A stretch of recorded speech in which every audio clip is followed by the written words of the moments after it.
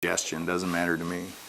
You can do it or not, but I guarantee that if you do this, you will get insights into yourself that you'll be so happy. You'll be so happy that you do this. Now, there's something else we're going to talk about next week that's going to, but you know what? It's not an hour-long thing, but by next week at this time, you could have this done. I go, oh my God, I got so much other stuff to do. There's time. Just carry your little pad with you where you go. You get a moment. Remember when you're waiting in line somewhere and you're wishing you were somewhere else and you want this to be over and you see the line is long, just write a few things down while you're standing in line. Take that pad with you. And when people are making you wait, make use of it. Make use of that time. So this is the seeking of wisdom. Not the seeking of wisdom for its own sake. Not the seeking of wisdom so that we can have, just sparkling dinner conversation. Although that's okay. The seeking of wisdom so that we can take that gift and then give it to the benefit of others. And now, this is the other thing that I wanted to say about the common welfare, which is really important. Since the common welfare has got to be my welfare too, that's great. But it is not sacrifice. The common good is not sacrifice. It doesn't mean that I have to sacrifice myself for someone else. Because what I'm doing is I'm going to give of myself to the common good because I know that then I get back. And if that's not my mindset, don't do it. I can't do it. If I do it as a sacrifice, then I'm going to expect you to pay for it later. And we see this happen all over the place. We see this happen in so many relationships. I treat this person this way, and after everything that I've done, now they treat me like this. Get rid of all of that after everything I've done, and examine how it is that they're actually treating you right now, what's really going on, how they are treating you, and see what's going.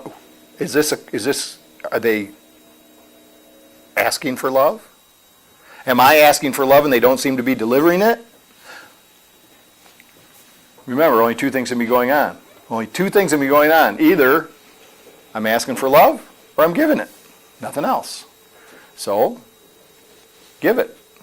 Give it. Forget about all the stuff you've done, all the stuff you've given in the past. Right now, give love. Right now, give love.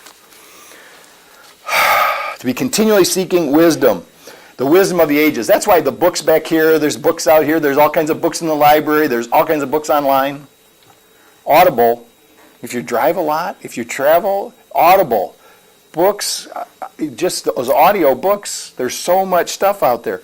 But not just to fill the head with useless knowledge, to use everything that comes in as an experience then to share, to give back out into the world. So we have these. Got something on the phone that I want to read. So all of these various faiths, all of the wisdom literature, all of these things out there, there's so much, but it's really, here's what Rumi says. I'm going to tell you what Rumi says about this. This is so beautiful. Every war and every conflict between human beings has happened because of some disagreement about names. It is such an unnecessary foolishness because just beyond the arguing, there is a long table of companionship.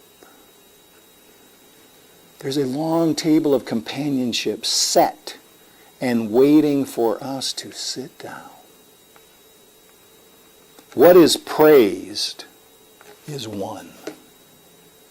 So the praise is one too. Many jugs being poured into a huge basin. All religions, all this singing is one song.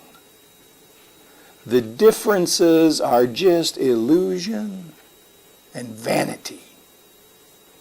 Sunlight looks a little different on this wall than it does on that wall. And a lot different on this wall. But it's still one light. We have borrowed these clothes, these time and space personalities from a light. And when we praise, we are pouring them back in. Finding this great wisdom will not come from literal readings of ancient texts. We know that the literal story is just the tip of the iceberg.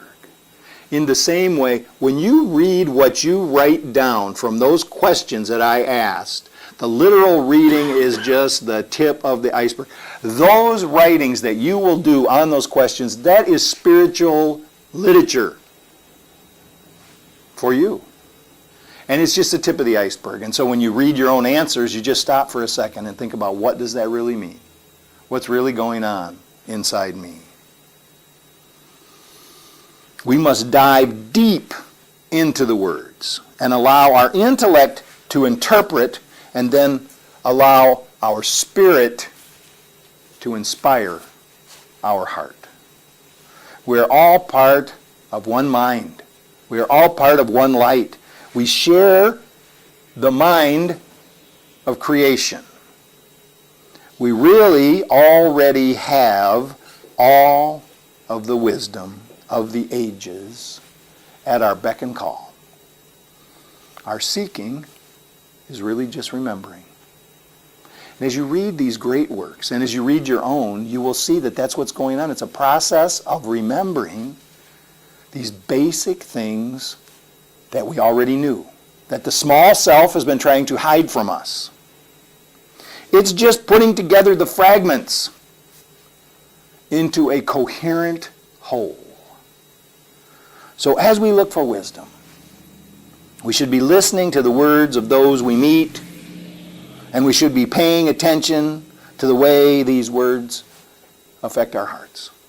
Our words, the words of others who speak to us. Seek wisdom today through the written word and the spoken word. That's enough. Thank you.